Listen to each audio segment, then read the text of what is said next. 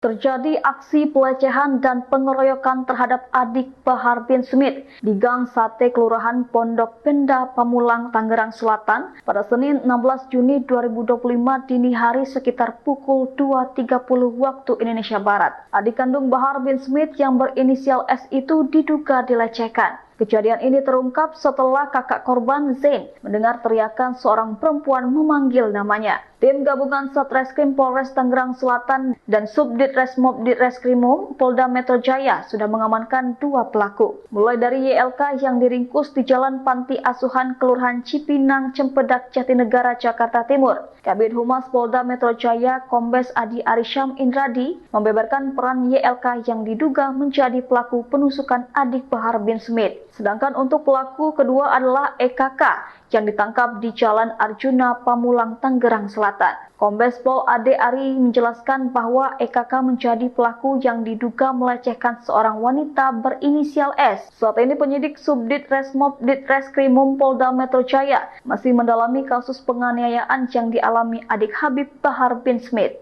Download Tribun X sekarang, menghadirkan lokal menjadi Indonesia.